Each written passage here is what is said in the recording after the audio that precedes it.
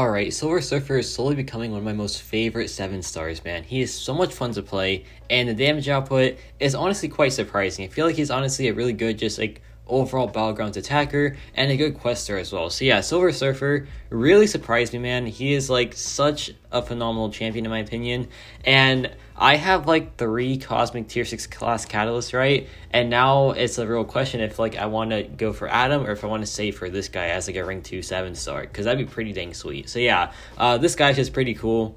And I've always loved Silver Surfer, right? Because, like, he just has some beautiful animations. His story is just beautiful as well. They did him, like, so much justice in the game. And, yeah, like, I've just always liked the character, but he's always been a prestige champion. So, like, that's why I wasn't really too adamant about ranking him. But now that he's a 7 star, it is a lot more tempting. And by the way, I got hit right at the beginning of the fight, and look at this, we like regened all the health back because he has shock resistance, and we dropped the SP2 for some pretty nice damage output. So yeah, that's about like 53 seconds for a 7-star Shuri, not too bad. And now we have this Joe Fixit, and this highlights a pretty cool interaction that he has. So Joe Fixit, not really the most common defender out there. Like, he gets placed occasionally to, like, you know, kind of throw people off, but Silver Surfer, he has this pretty cool trick that like makes him really good for these type of fights where like there is a lot of damage res coming at you. So you're gonna see here in a little bit like what I'm talking about. Without the SP2, I get hit there, it's fine, don't worry about that. But yeah, now we have a weakness on us, and what that does is it reduces your attack rating, right?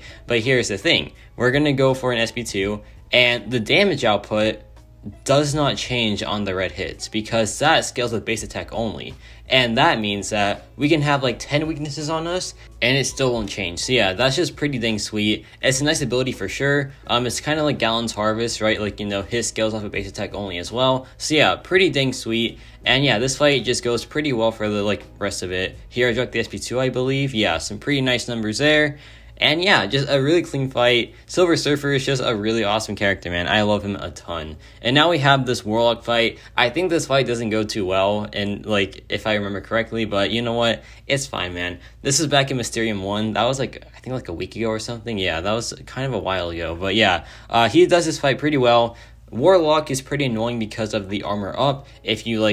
If he has it, you can't crit him on special attacks, but when you take it down, then he becomes a lot easier to deal with, right? And there he parries me. I was too slow there. And by the way, look at the infection. The infection has decreased duration because Warlock's infection has decreased duration per buff on you, like per unique buff. So yeah, Silver Surfer, he gets a lot of buffs eventually, so yeah, he'll eventually just cancel it out completely, which is pretty dang sweet. And yeah, we're doing pretty good right now. We've ate a little bit of damage output because of the infection and the degeneration, but besides that, we are doing just fine, right? And yeah, we go for the SP2 here, I believe, but he's almost like down anyway, so it doesn't really matter. But yeah, we still go for it. And yeah, just some pretty nice damage output. And yeah, overall, I feel like he's a pretty good, like, cosmic character, like, just for Battlegrounds. I feel like his rotation is really nice there. And yeah, just a pretty, like, solid attacker that's really worth, like, being put on your deck if you don't have, like, too many cosmic characters. So yeah, pretty nice there. And now we have this Act 8 lane, which is, it's like, basically, you have a chance to get Vigilance per unique buff on you. But Surfer has his own Vigilance on the SP1. So yeah, once we activate that, we'll just have it, and it'll be, like, it'll just be really good for this quest, right? Because, you know, there's just a lot of mist coming at us. So yeah, here I drop the SP1. Thanks to the relic, we get 3 unique buffs, which gives us the vigilance of our own. And yeah, just a pretty sweet time here. We can just keep going in. We're building up the Fury passives now. And yeah, things are just looking pretty dang sweet. And yeah, overall, a pretty clean fight. He's really good for this lane because of not only like the vigilance from the node, but also the base vigilance that he has. So yeah, that's pretty sweet. Here we drop the SP2, 48,000 credit, I believe. Then we go for an immediate like wake up intercept, and then we drop the relic. And yeah, just look at that, man. Just so cool. We drop the SP1. And yeah, a very, very clean fight, man. A super clean fight right there. That was about 45 seconds, which is just awesome. And now we have this Iceman on the same exact node. And Iceman, he usually like stops me from like showcasing cosmics here because the cold snap is just super annoying, right? But Silver Surfer takes no damage from cold snap. So yeah, that's pretty sweet. And it makes him good for, like, you know, freezer burn, energy adoption as well, which, speaking of, you're going to see later in this video that he just completely cheeses energy adoption, man. It's so cool. So yeah, here we just keep hitting him, keep building up the Fury passives from like the node, and yeah, now things are just looking pretty dang sweet. So here I dropped the SP2 after we bait out his SP2, and look at this, man. We're gonna drop it, and yeah, some pretty nice numbers right there. 50,000 crit, we drop the relic, we go back in, and yeah, just a really clean fight right there, man. We dropped the SP1, but he was already down, so yeah, it's kind of pointless. And yeah, that was about 42 seconds, which was faster than the War Machine, which is pretty like surprising because, you know, War Machine was class advantage. And now we have this new, which is Freezer Burn. Like I said, he's a good Freezer Burn counter because he is immune to both the Incinerate and the Cold Snap. So yeah, a very good counter here. Daredevil, gotta be careful because he does bypass miss. So yeah, if you try to phase him, it won't go too well. Trust me on that. But yeah, here we can just go for the SP1, drop it there. And yeah, things are looking pretty good now. I kind of did this wrong because you want to start off with a heavy attack to get the power gain going. But I kind of just like messed that one up, but it's fine. Also, take a look at this. You can see our red damage over time is increasing per Incinerate. And that's because the Incinerates count as unique buffs for his abilities, right? And like per unique buff, he gets increased damage output on the red numbers. So yeah, it's pretty dang sweet there. So we can just keep building up the Incinerates, keep getting damage output that way. And yeah, it's pretty dang cool. And here I dropped the SP2, 18k crit, not too shabby at all. And yeah, things are just looking pretty sweet here, man. Like, he is just so good for these lanes because he just takes no damage from it. And it's just like free willpower, right? And you know, like, the willpower healing does add up for sure. He can like full yellow bar all these fights if he wanted to. It's awesome. So yeah, here we can just drop the SP2 again and do some pretty nice numbers.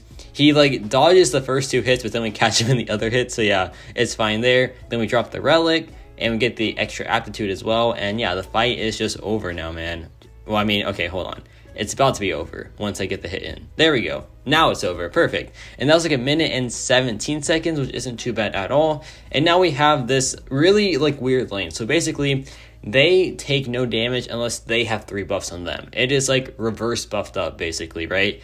And whenever you armor break them, they have a chance to get an armor up. And then you can just utilize that and then just give them like the armor up buffs that they need to, like, you know, let you start doing damage, right? So yeah, it's a really like weird lane combo, but it's honestly pretty fun. So here I drop the SP1, he loses he loses the armor up, so we get 0 damage there, unfortunately. But yeah, this also has crack in the armor where basically you have a chance to get like a Fury passive like per armor break on the opponent. And honestly, I'm a fan of Silver Surfer's armor break because it's really easy to access, and not only that, it's like he doesn't rely on it, right? Like, you know, there's champs like Nimrod and just like overall armor break immunity characters where like relying on armor break can be really bad, right? But for Silver Surfer, he isn't relying on it, so yeah, it's just not too bad whatsoever. So yeah, like honestly, it's a good thing to have for sure, and his is very consistent as well. Like, you can have it on for the entire fight if you wanted to. So yeah, here I dropped the SP2, another 40k crit, pretty dang sweet. And yeah, the fight is just pretty much over, 20,000 medium.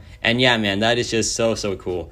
And now we have energy adoption here, and things just go crazy here, man. So like I said, per like damaging debuff on him that he's immune to or like takes no damage from, he gets extra damage output on the red numbers. And you're gonna see that this just ramps up insanely fast, man. Like right here, we're almost doing like 10,000 per hit already. It is just so crazy, man. Like, look at that. The damage output is just bonkers, man. It is totally bonkers. Here we drop the SP2, and yeah, it just almost wipes him out. Then we just do like a couple more hits, and yeah, he just gets obliterated, man. Just totally obliterated. That is just awesome, dude.